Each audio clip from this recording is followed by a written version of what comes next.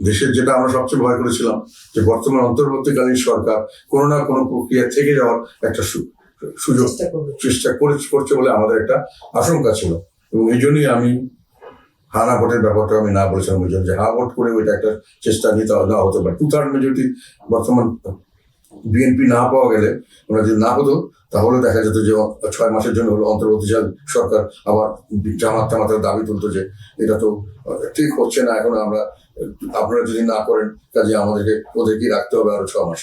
কেননা আমরা একটা জিনিস প্রথম থেকেই লক্ষ্য করছিলাম যে জামাত, এনসিপি এবং বর্তমান সরকার তাদের স্থায়িত্ব বাড়ানোর চেষ্টা করছে। এটাতে জামাতের একটা বড় লাভ, যতই সময় পাচ্ছে তারা সরকারি দল হিসেবে সম্পূর্ণ দেশের সমস্ত প্রতিষ্ঠানগুলো, বিশেষ করে নির্বাচন সংক্রান্ত সমস্ত প্রতিষ্ঠান এবং নির্বাচনের সঙ্গে যারা জড়িত তাদেরকে ব্যাপকভাবে নিজস্ব লোক ঢুকিয়ে বা যেভাবে ইনফ্লুয়েন্স করে তাদের একটা বড় সৃষ্টি করেছিলেন, এবং সেটাকে তারা বাড়িয়ে একেবারে সম্পূর্ণ তাদের নিয়ন্ত্রণে নিয়ে ফেলেছিলেন। ওদের স্বপ্ন পূরণে পাশে থাকতে পেরে আমরা গর্বিত। তো সেই পরিস্থিতি তারা আরো বেশি দিন থাকলে এরকম 100% তখন তার কিছু বলারই থাকবে না।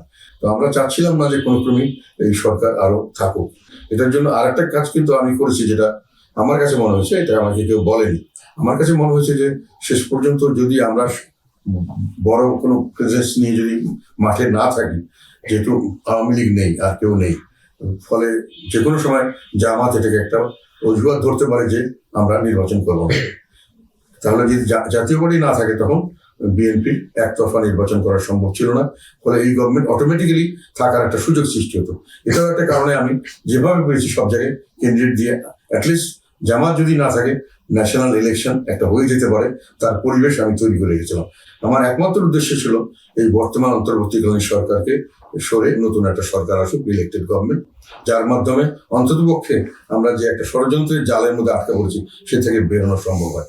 তো সেটা যেহেতু হয়েছে সেই জন্য আমরা এটা মেনে নিয়েছি। আরেকটা কথা হলো, আমি আরেকটা কথা বলা ভালো এখানে, যেহেতু কথাটা আমি যেটা বলছি এখনো বলছি যে সম্পূর্ণ সাজানো ছকে হয়েছে, কিন্তু এই ছকে করার ভিতরে কিন্তু বিএনপির কোনো হাত ছিল না আমি যে ধারণা করি। কেননা ওই ইলেকশন মেশিনারি আমি যতটুকু দেখেছি একেবারে বলতে গেলে 80 to 90% জামাতের কন্ট্রোলে ছিল। কাজে এইটার বিএনপি যে এত বড় একটা এইভাবে করতে পেরে ওঠার কথা ছিল না। আমার ধারণা যে এটা অন্য কোনো ভাবে হয়েছে, যেই করুক যেভাবে করুক আমি মনে করি এটা দেশের মঙ্গলের জন্য হয়েছে। আমার হয়তো ব্যক্তিগতভাবে আমরা ক্ষতিগ্রস্ত হয়েছি, মনে করছি ক্ষতিগ্রস্ত হচ্ছে অনেকে, আমরা এটার জন্য আমি গরিব নই।